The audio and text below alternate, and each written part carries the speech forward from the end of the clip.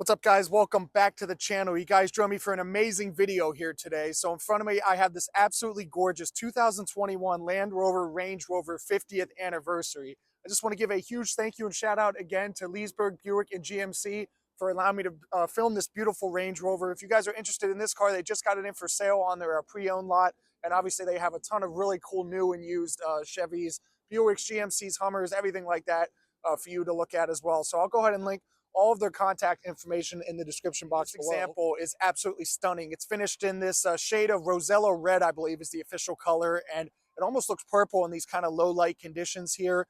As you can tell by the name of this vehicle, the 50th anniversary celebrates 50 years of the Land Rover Range Rover platform. It was launched in 1970. This is a 2021 model year, so basically 50 years of production of this iconic nameplate. As you guys can probably also tell, this one is the extended wheelbase autobiography version. I believe when this was new, it had an MSRP of right around $155,000. The short wheelbase was, I think, $148,000. But let's go ahead and talk right up front here with this styling here. As you can see, the this is built on the facelift generation of this Range Rover platform. So you can see really nice, iconic kind of LED headlights here. You have the blacked out kind of front grille right there with the dark green Land Rover badge right there. If we go ahead and actually unlock the car, you can see some of the turn signals right there, and yeah, the LED daytime running lights obviously as well. You also have a kind of a subtle front bumper here. You can see some cooling kind of on the left and right there. Under the hood of the Range Rover 50th anniversary is the 5-liter supercharged V8. In this application, it makes 518 horsepower and I believe 460 foot-pounds of torque. It's connected to an 8-speed automatic transmission, 0 to 60 is I think around 5 seconds flat. Obviously top speed 155 miles an hour, but the straight line speed isn't really the point of this thing. As you can probably tell, this thing is so quiet, so balanced, it really makes no noise under here whatsoever. It's a very refined power plant. Obviously, all Range Rovers are all-wheel drive. You have selectable kind of off-road controls, which we'll go through in the interior as well. Beautiful set of 22-inch wheels here. They are kind of a split five-spoke design. As you can see, you also have some massive Brembo brake calipers behind them with the Range Rover script on them as well. I would assume those are 6-piston calipers. And as we continue along here, I really like this kind of piano black kind of exterior design touch. You can see you also have a badge under there that says 50, obviously designating this as the anniversary edition. You have a piano black exterior mirrors here as well with the LED turn signals.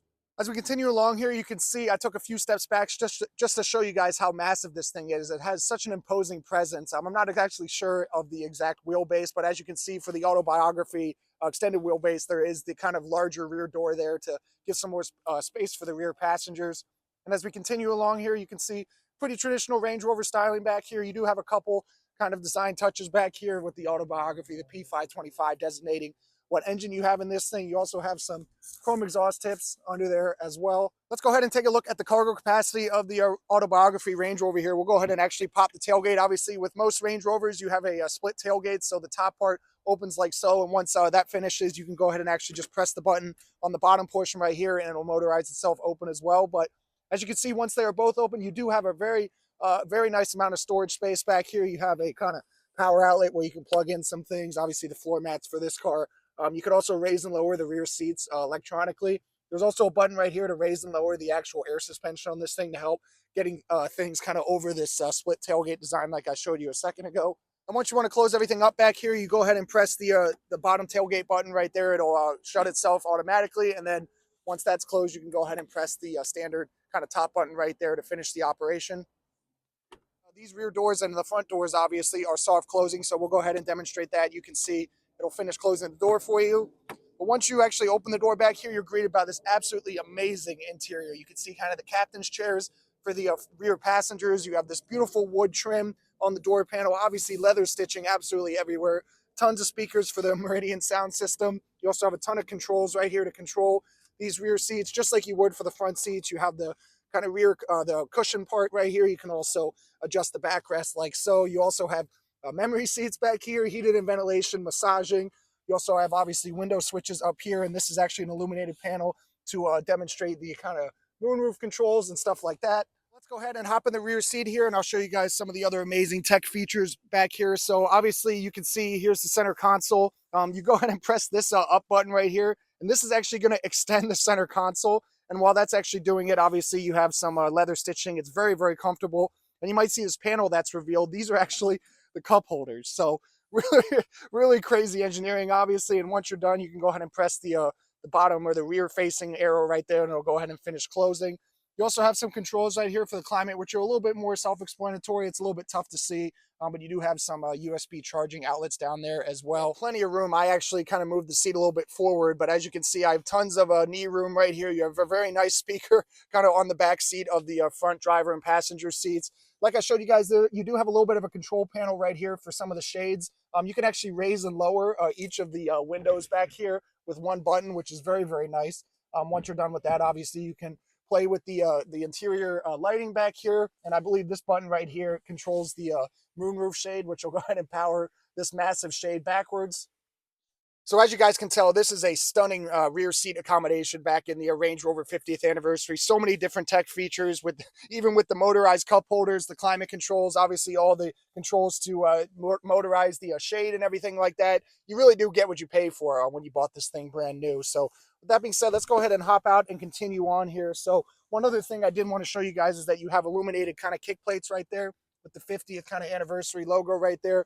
And also, if I actually open up the passenger door, you do have a little bit of a badge right there for the Range Rover, actually body style, if you will. I think that's standard on all of the Range Rovers of this generation, but it is a nice Easter egg design touch. Obviously, you have smart key access with that kind of indentation on the door handle itself, but go ahead and open the driver door like so. And obviously, like the rear seat, the front seat accommodation might be even better. You have so many different tech features. The quality is absolutely stunning. You have the controls for the windows up here, the Meridian sound system, the same kind of heated and cooled massaging seats as the rear. You have Range Rover floor mats, the aluminum plated as well. Obviously, the illuminated kick plates, which have just gone off for now. See, here's the Range Rover key. Pretty rectangular in its design. You have lock, unlock, and the headlight on and off, and the rear tailgate as well. I think this is the panic button as well. But with that being said, let's go ahead and fire this thing up. Obviously, any smart key system, just put your foot on the brake and hit the button right here to start.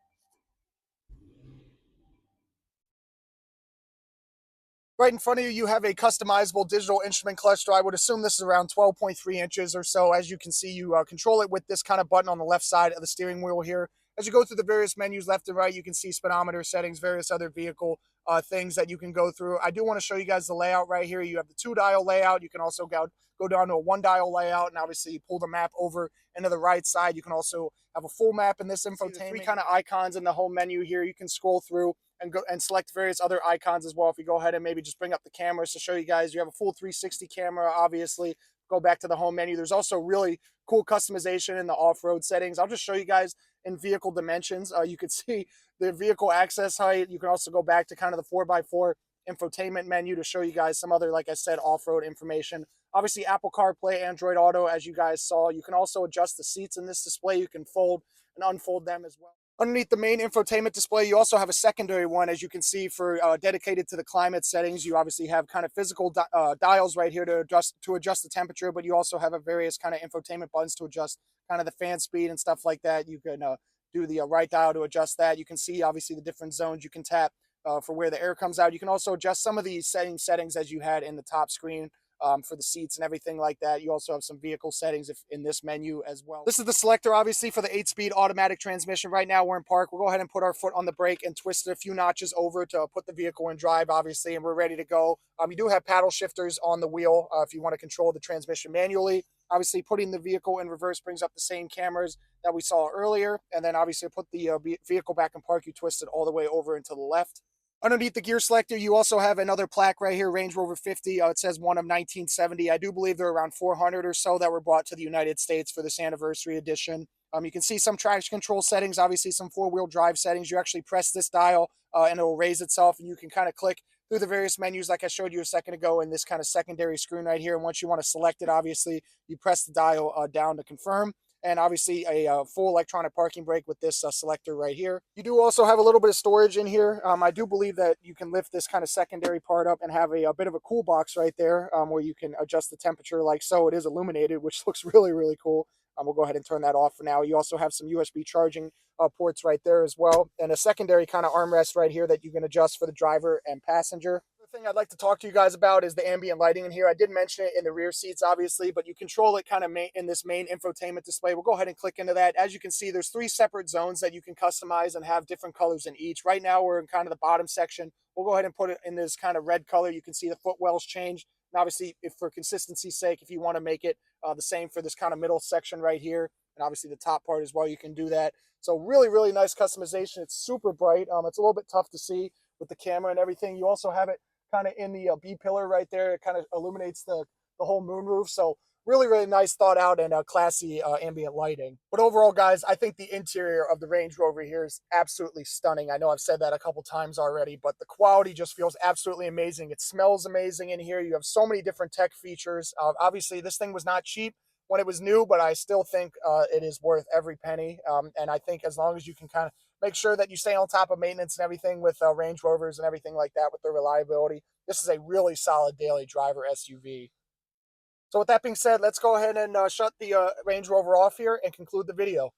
Well, guys, I hope you enjoyed this quick look at this gorgeous 2021 Range Rover 50th anniversary. And one other thing I forgot to mention is their illuminated puddle lights right there with the Range Rover silhouette. But like I said, huge thank you again to Leesburg Buick GMC for allowing me to review this SUV. If you guys are interested, it will be listed in the description box below, as well as all their contact information for you to check out their other inventory. But if you did enjoy this video, please be sure to give it a big thumbs up and subscribe. And I'll catch you in the next one.